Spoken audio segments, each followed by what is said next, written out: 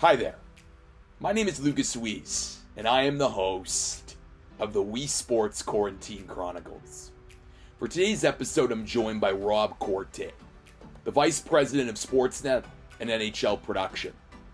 In this episode, I chat with Rob about what sports will look like upon their return, the challenges of producing content amidst the pandemic, his journey as a producer, his most challenging assignment, and how he evaluates young talent coming up in the industry. The Weesports Quarantine Chronicles is available on YouTube, Apple Podcasts, and Spotify. So make sure to like, rate, watch, and subscribe to all three of those channels. Now let's get to episode 51 with Rob Corte of the Weesports Quarantine Chronicles. All right, on today's episode of the Weesports Quarantine Chronicles, I am joined by Rob Corte. He is the Vice President of Sportsnet and NHL Productions, and he's been in the television industry for over 22 years. Rob, thanks so much for joining me on the show today. How are you? I'm doing well. Thank you, Lucas. I'm happy to be here. And Rob, we'll get into some of your career in just a bit, but obviously what's on everyone's minds is live sports returning, and certainly the National Hockey League. As this podcast is recording, we don't know yet what the hub cities are, but supposed to be scheduled return to hockey by, the end of the month and end of July and beginning of August. I'm just curious for you, Rob, what's this challenge been like for you in your position, embracing this challenge of no live sports and looking ahead to when live sports returns? Yeah, obviously we've never faced this before. You've had situations where leagues have shut down for work stoppage or whatever, but you've always had other sports that have been happening. And certainly across North America, you've had a little bit of golf and NASCAR and things like that, some IndyCar racing, but not the sports that we produce. So it's been tough. There's the one thing, you're trying to fill the broadcast schedule. And what we've been doing is obviously our staff has been creating a lot of the classic games and things like that. But, as a leader, one of the toughest parts is keeping everybody motivated. Now as time goes on, as every day and week passes, you're less and less into the zone of producing. And as the weather's getting nice, it doesn't necessarily in particular feel like hockey. Our baseball group, obviously, it does feel like baseball. It doesn't feel like hockey. So keeping everybody's spirits up, keeping everybody focused, because the reality is when it comes back, we're going to go from 0 to 100 in just a matter of a couple of days. And, that's a pretty monumental task. So overall, the team's been great. And everybody's kind of excited to get the sports back. That is, of course, if they happen. Your role, Rob, how often are the conversations you're having these days about what the broadcast is going to look like when it comes to the National Hockey League returning? I can't tell you how many conversations I've had, whether it's been, we've got weekly and sometimes daily meetings with the leagues and the other broadcast partners across all the sports. And just recently, I've been doing quite a bit of media and conversations about what it could look like. The thing that's been interesting and challenging is how quickly things have changed. I said in an interview last week, we appear to be moving in a certain direction and everybody's kind of confident. And then all of a sudden you start really delving in and asking questions and you find 10, 15 questions that all of a sudden everything you were thinking doesn't work anymore. And the one thing that the factor that you never really put in on a regular basis is the safety of the individuals. And that I can tell you is first and foremost in every conversation I've had around COVID-19 and the return of production. The television broadcast world, especially on site, it's very compact. You have a bunch of people in a small space. You're kind of shoulder to shoulder. You're working long hours. You're eating at buffets, things like that. There's like one washroom for everybody. That stuff doesn't work anymore. So you really have to think, okay, here's what we would like to do. And then the next step is, how do we do it safely? How do we social distance? How do we keep people safe? Are we wearing masks? Are we putting up plexiglass? And as you start to ask these questions, you realize what you thought would work isn't necessarily going to work. And that's really slowed the process down. Well, in your position too, Rob, you're always trying to think one or two steps ahead to try to figure out, the new trends to make sure that your production is the best out there. And you sort of outlined this issue where, you're looking at a trend and it may work, but something, sets it back if you're, after diving deeper and looking at it. And I think anyone who's covered sports knows that, when it feels like forever ago since I've been at a sporting event covering it, as a member of the media, but, you're constantly interacting with people. So putting broadcasters live at the event, while it's an exciting opportunity for a broadcaster, health and safety certainly has to be at the top of your mind so that everything goes off without a hitch.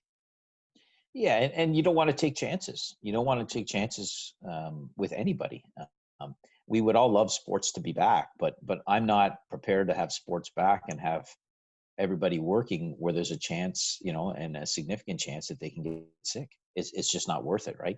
And the leagues feel the same way. Everybody feels the same way. But you still have to try to make it work, and you still have to try and figure out a way. And that's, if it was easy, then we'd be back playing already. So just the amount of time, and you see how all the hub cities, and particularly the NHL, have changed, right? There's so many things have been out in the press that it's going to be this city or this city.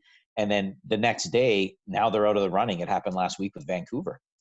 Some people were saying it's a lock, and all of a sudden now they're completely out of the game. So it just goes to show you that everybody is taking as many steps and all the necessary steps possible to make the right decision. And if it takes longer, it should take longer. You shouldn't take any chances.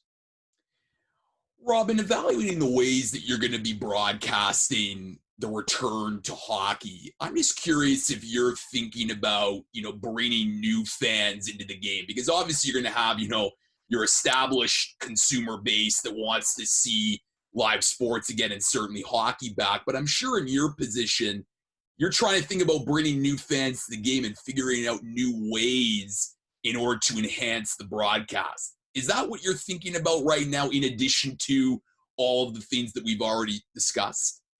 Absolutely. There's no question, no fans in the stands is a huge impact to the broadcast. The atmosphere that's created by fans, you can't duplicate. And it's such an important part of any type of show. Even talking to our commentators, the fans get you going, right? Just the energy. So now you have to look and say, okay, we don't have that element of the broadcast. How do we keep it exciting? And we've been talking about simulated audio, and that's something that we're still discussing. How do you dress the stands? And then it gets to, at the heart of it, is you want to focus as much as possible on the people that are important on the ice, if we're talking in particular about hockey here.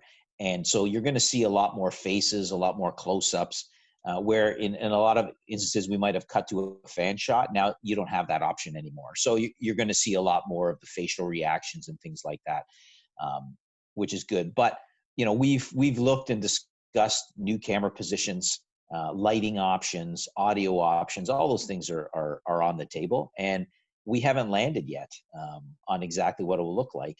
Because there's also the nuance of the various arenas. So once the hub cities are announced, then we know this arena has these certain aspects. How can we exploit them? How can we add them to the broadcast to make the broadcast better? But you also have to keep in mind some of the things that we might try. Can we do them once fans come back? Mm-hmm. Because one of the, it's probably not a good thing to introduce something that's revolutionary, but then you can't do it later on.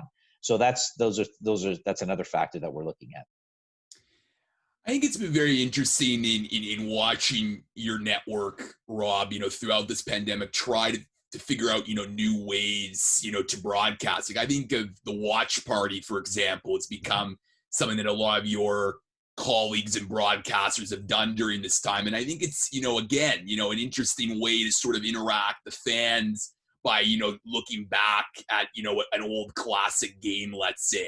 I know it's too early to tell, but again, I guess it's sort of, the conversations that you're having right now, trying to figure out new ways once sports to come back to enhance that fan and consumer experience. Yeah, the one of the things that's been great is access. Throughout this pandemic, there's been more access to players, to personalities that you ever had before. People are interacting more on their social channels.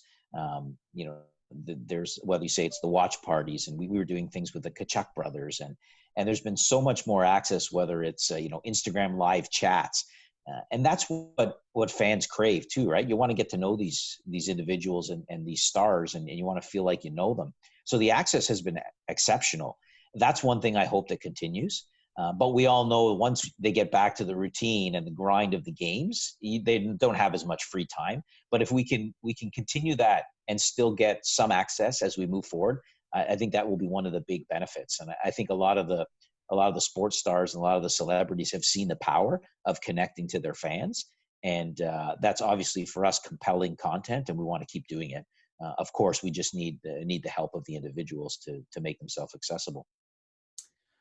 I want to shift gears and talk about your career. And, you know, like I said off the top, you have over 22 years of experience in the television industry. It's actually 24 now. 24. Okay. 24, Got to refine my research there, or your bio needs updating on Ryerson University, where you're an alma mater. But, you know, you graduate Ryerson University, you start at CTV Sports before going to Sportsnet. You know, when the network launched in 1998. And I'm just curious, Rob, for you, what those early days were like at Sportsnet, because obviously TSN had established itself in this country as the top sports network, but, you know, you're working at a brand new network in Sportsnet, and it must have been a unique opportunity for you to try to grow it and see where it's gone to right now. Yeah, I've been very fortunate. When Sportsnet started in 1998, and what really was the thing that pushed it along was it got a 4-year national rights NHL deal that where it started. It was Tuesday night hockey, and I actually worked on the broadcast. I was one of the associate producers, so I would do a lot of the editing, the teases and things like that, and the video packages. But I was also the stats guy for the games, and I would do like the graphics coordinator. It's called a font AD. And so I was in the booth with Jim Houston and Craig Simpson. So the first broadcast that Sportsnet ever put on opening night was the Flyers at the Rangers. I worked on that broadcast. So it's been a real interesting ride to see how it went. And yeah, TSN was established and had the head start. And, you know, there's our old boss, Scott Moore, used to say, it's a real fun position to be storming the castle. And for years and years, you're storming the castle. And, you know, we were just finding ourselves, we were experimenting. We made a ton of mistakes, but there also was, you know, we had the pressure of volume. There was a lot of stuff to do, but there was also some freedom to experiment and to make mistakes. And like I said, we did make a lot of mistakes over the years, but to think of where we came from to where we are now has just been an incredible journey. So many things have happened, just changes in technology. Like when we started, there wasn't even HD. Like I produced the first HD baseball game in Canada, and I remember it was in 2003, and I remember Ted Rogers at the time came into the truck because this was a brand new HD. Not only were we producing in HD, but there was distribution coming in HD channels, and it was just at the moment you didn't necessarily you're nervous about it because obviously Mr. Rogers was in the back of the truck, but you look back after, wait, that was pretty cool. You know, the first HD broadcast, I did that, and then I was involved in the 4K broadcast.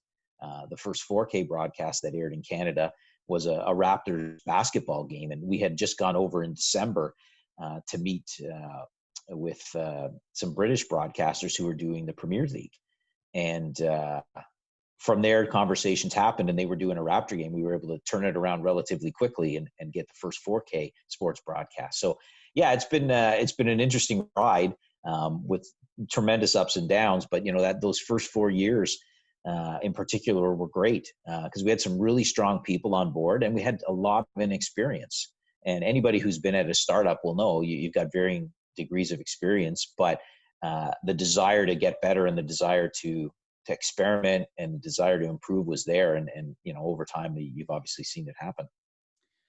Well, you talk about storming the castle and certainly the growth. And I think where sports that's done a really nice job is embracing the multi-platform nature. I know it's something that your current president, Bart Yabsley, talks a lot about, is really embracing and taking control of those different, you know, multi-platform aspects, because that's the way journalism is going. I mean, you know, gone are the days where a print guy, you know, is just a print guy. I mean, you know, you see a lot of, print people that became, on the air and doing a lot more video features, projects. So what was that, like for you to just be, with sports at a time where it was really embracing and capturing that multi-platform nature of media and broadcasting? Yeah, I think what it added was there were more mouths to feed, Mm. right? In terms of there were different platforms, and a lot of the discussions were like originally it was simply you just take what you have and then put it on these other platforms, or only so much fit on television, and we'll put the rest on the website and things like that. And initially, it was more of a dumping ground just for extra stuff, but as more research happens and people become more and more engaged, you realize that different content works better on different platforms. And that's been the learning curve over the last little bit, is really trying to hit that sweet spot where this is how you should do something on Instagram. This is how you should do something on Facebook. This obviously works on linear television. This is good for the website. So we have a lot more specialists now and people who know those platforms. And you're going to hit a different audience. My son is 15 years old, and I always tell the story. Game 6 of the Raptors Bucks series. Mm. We're all sitting watching in our living room, and it's fantastic. Got a nice big TV surround sound, and he's lying on the couch looking at his phone. And I'm watching him, and it's really starting to wear on me. It's starting to aggravate me. Finally, I said, "What are you doing?" I said, "Like, the game is there. This is the biggest game in Raptors history. Watch the game." And he's like, "I am watching the game." And so I grabbed his phone, and what he was doing was he was watching somebody watch the game and comment while the game was happening. To him, that was much more interesting than actually watching the game itself. To me, it didn't compute. Boggled my mind. I didn't get it. But it was a good eye opener for me to say, you know what? There are so many different ways to look at things, and so many people have different likes. So you can't exclude any of them. So now what we do is we talk to as many people as we can, you experiment, and see what sticks. And the one thing you'll find is that there's formative years in your life where you find things that you like, and they kind of stick with you the rest of the way. That's the challenge, right? Somebody who is heavily into Facebook in that sweet spot age will always be on Facebook, right? But they're not all of a sudden going to change, or somebody who is heavy into Instagram is all of a sudden going to go, oh, now I'm going to be on Facebook. I'm 25, right? You kind of have the stuff you like. It's like the music you grew up with. You like. I still listen to a lot of 80s hair metal. That's the stuff I listened to in high school, and I still like it. So that's the sweet spot to find that stuff, but it's also difficult because it really fragments the audience. The old world was you put it on television and you expect everybody to come. That's not the case anymore. Now you can reach everybody, but you have to reach them in 10, 12 different ways, and you're going to get them in little small increments, a portion over here, a portion over there. Linear television is still the main driver in the live broadcast, but there's a lot of offshoots that are going to help lift the overall engagement of your viewers and your consumers. And building off of that, you talk a lot about experimentation when it comes to different ways to enhancing, the broadcast. And I'm just curious for you, how do how often do you evaluate, what the audience is saying, what the trends are in broadcasting, and just figuring out different ways to produce a live broadcast, because it's constantly changing. And like I said earlier, you got to be 1-2 steps ahead of the game to ensure that Sportsnet is up with the trends. Yeah, there's a variety of different feedback we get, and they're kind of at different time intervals. In a lot of cases, you can get some immediate feedback on something like Twitter.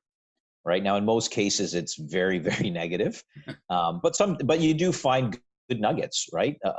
And there are some good ideas that come out. So you get the immediate on Twitter, and then you get the ratings the next day, and that'll tell you right away what the bulk was or what your average minute audience was. And then as time goes on, you can break down minute by minute, and you might get that a week later, and then you can say, okay, at a certain time, we really saw a drop in audience. What were we doing then? And then you kind of mark that, or conversely, you get a spike in audience, and then you look for that trend over time. You go, oh, maybe this segment isn't working, or this segment is working very well. And then, of course, we've got an insights department who is out all the time canvassing various levels of sports fans. We kind of break sports fans into like actual fanatics who watch everything. There's traditionalists, there's people who kind of watch, don't watch, and there's others who don't watch, and you kind of want to figure out why they don't want to watch. So then, you get some more long-term, more defined research as well, and then you kind of go from there. The bottom line, though, if we're going to be honest with ourselves, is teams playing well and winning gets big audiences, right? That's at the heart of it. We're not fooling anybody. If the team's playing poorly, the numbers will go down. That's just how it goes. But for us, the way to, you want to improve your audiences is, one, you keep people watching longer, or two, you get more people to watch. So you look at those two things, and more people watching in a lot of cases depends on the performance of the team. But the people that are watching, to keep them longer, you have to put on a good show. And that means everything around it, whether it's your studio shows, the game coverage, how your commercials are structured, all that other stuff plays into it. And then what can you do from your main driver, which is the game, to all your secondary platforms, right? And all your second screen experiences. How do you do that? And how do you keep people engaged? They might not be watching on TV, but they might be on your Twitter feed or on your Facebook page, or following along playing a game on your app, whatever the case may be, right?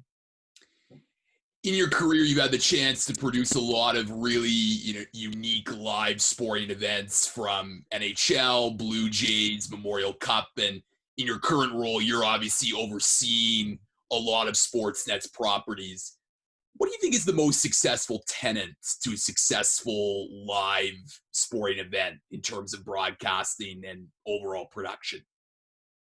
Well, my philosophy is that if an individual had a choice, and this isn't across the board, but I think the majority of people, if you had a choice, you'd rather be at the game, right? So what you try and do is you try and bring that experience from the arena, or from the baseball diamond, or the football field, whatever the case may be, and you try and bring as much of that home to the fan, so that they feel like they're there. They're if you can immerse somebody in the experience, then I think they're more apt to feel like they belong and to stick around. If it's more a hands-off approach, where you're kind of like, oh, I'm kind of peeking in, but I'm not part of it, I think it doesn't have the same impact. So you want to attach the excitement, the atmosphere, of course, your personalities to the viewer. And then I think, if you can find that right mix, and it's different for every viewer, but there are some basic things that I think everybody wants, and that feeling of belonging is an important one. If you can hit that sweet spot, you're going to be much more successful. So you have to look at the personalities that you have on the air. Are they individuals that people would like to hang out with? Because when you have that feeling, because it should be a conversation. It shouldn't be people talking at others. Like even on this podcast, if it's going to be successful, the person who's watching this right now should kind of feel like they're involved in the conversation, as opposed to just watching two people talk. If you're able to convey that, I think you're going to get a better relationship. And at the end of the day, the person is going to have a better experience. A viewing experience is more apt to come back. And is there a live event in your career as a producer that stood out to you? Oh, there's been a few. The one, people wouldn't realize this, but by far the hardest sport to produce is golf. Mm. It's not even close. I've produced the CFL and the NHL and baseball, and I've done Olympics and lacrosse, and you name the sport, tennis. I've done it. Golf is so difficult. And when you watch it on television, it seems so slow and melodic, and you wouldn't get that sense. But behind the scenes, it's not even close. It's like the duck on top of the water. Everything's nice and smooth, but underneath, craziness. And in most sports, you're following one ball or one puck and a couple players. In golf, stuff's happening everywhere across the course. And the way the information flow happens is you have spotters who are with the group, and they're kind of giving you the information, what shot it is, what's the distance. So in a lot of cases, you're just getting this information from a spotter, and then the way it flows through a producer is the information comes to the head spotter, they get it to the producer, and then the producer has to decide what we're going to do, and then they have to talk to the commentators. And I can tell you, there'd be craziness in the truck, and then as I might not yelling, but I'm pretty animated or whatever. And then when it comes to the commentator, I click on the button and I'll be like, Julie Inkster, 14th hole, second shot, 162 yards, 5-iron. And then I close my key. Okay, what's next? Right? Then you're going crazy. And the other item with golf that makes it tough is so much is off tape, right? So you have to make sure everything fits together chronologically and makes sense. And my first golf event I did was an LPGA event, and I made a mistake probably within the first hour. I went live to somebody teeing off on the 15th hole, which was a par 4. So they hit their ball and it lands in the fairway. And then my next shot, I went to somebody off tape hitting their second shot on the 15th hole. Well, chronologically, that wouldn't work because the person wouldn't tee off until that person, the person in the fairway had hit their second shot. So as soon as I went to it, I was like, oh my God, what a mistake, right? But you're making hundreds and hundreds of decisions so fast based on all kinds of stuff flying around you. That one is crazy. So, for people not in television, you would never think that golf is the hardest sport. It's so difficult. Fun, you walk out of the truck and you're spent, taxing, but my God, is it ever fun? But it is very, very difficult. Yeah, I mean, I watch a lot of golf and have, covered Canadian golf events. And yeah, I mean, golf is one of the best viewing experiences on TV because they're jumping around all throughout the course compared to a spectator where you're just at one particular golfer or group. And you definitely develop an admiration for, let's say, Jim Nantz and the CBS, golf crew or the other networks that produce, because they have to manage everything that's going on around the course. And like you said, you don't want to do things that aren't in chronological order and do, the best job of showing what's happening throughout the course. So, and the setup, producers right? do a lot of job there. Yeah, and technically the setup is massive, right? You're trying to cover a golf course, and you have to erect towers everywhere and scaffolding, and then you have cameras on RF cameras that are wireless, zipping around on golf carts, trying to get from hole to hole, battling through the crowds. And then, of course, sometimes you're dealing with the elements, like the camera people just do a great job. You're out in the sun and the heat, or it's raining, it's windy, and then you're trying to find balls that are up in the clouds in a small little viewfinder and follow the ball. That's normally the viewfinder is black and white. Really, really difficult. It's fascinating to cover golf. Last question for you, Rob, and it sort of has to do with, young journalists coming into the industry. And it's obviously an uncertain time right now, given the pandemic, but you've had the chance to evaluate a lot of, talent over the years that have gone on to have successful careers. I'm just curious, what is the biggest skill or attribute that a broadcaster needs to have if they're going to have a successful and long career in sports media? Oh yeah, that's a tough question because there's so many things involved. The ones that are really successful are very much like you see them on TV, they are in person. To have a long, successful career, you can't play a character, right? You very much have to be yourself. And that's how you're going to get the connection with the fan, is by being genuine. It's a very, very difficult gig to be on air. The stuff that's going on in your earpiece while you're trying to, just trying to deliver a show opening. Meanwhile, the cannon goes off in Columbus and the crowd's going crazy and the music is on and your producer's going, hurry up, you got 10 seconds, right? Or I'm dropping this item, things like that. And you're just there on camera, like everything's smooth. The ability to be yourself, the ability to relax, because it is a pretty high pressure industry at times. And, especially for somebody who's on the air, your face is out there, your name is out there, and it's a bit unfair, but a lot of occasions, you can be one word out of place can cost you. And in a lot of cases, you're only as good as your last performance. So that there, I think is extremely important, but that would be one of a million things, work ethic, curiosity. I think if you have, I always joke with Elliot Friedman. We did a promo years ago in the NHL, and he says, I have a thirst for knowledge. And he has an absolute unquenchable thirst for knowledge. He asks questions all the time. And what I really like about what he does is he'll read something or see something, and he automatically thinks of like 5 or 6 follow-up questions, and not necessarily the obvious ones.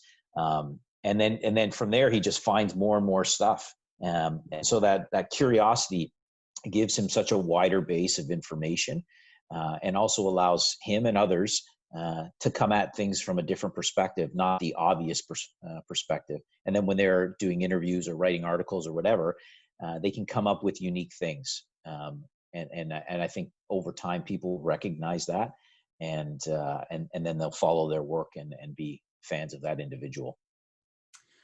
Rob Corte is the Vice President of Sportsnet and NHL Productions. Rob, I know you're very busy, but I really appreciate you taking the time to chat today on the Weesports Quarantine Chronicles. My pleasure, Lucas. All the best. Stay safe. Hopefully we get out of this soon, and hopefully we got some live sports that we can all enjoy in the upcoming weeks.